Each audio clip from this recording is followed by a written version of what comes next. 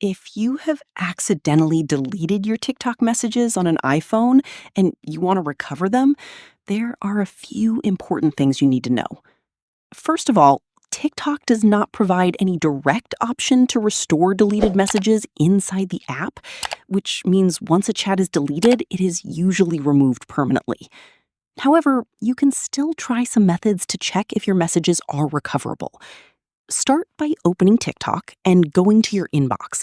Then carefully check all sections, including message requests and other chats, because sometimes messages are not actually deleted, but just not showing properly. Another useful method is downloading your TikTok data. For this, go to your profile, open the menu, then go to Settings and Privacy.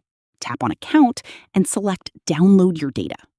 After requesting it, wait for the file to be prepared, and sometimes your old messages may appear in that data file.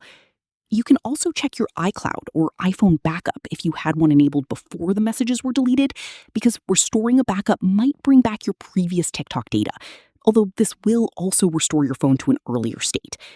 Finally, if nothing works, the simplest option is to ask the other person in the chat, because they may still have the conversation and can share it with you.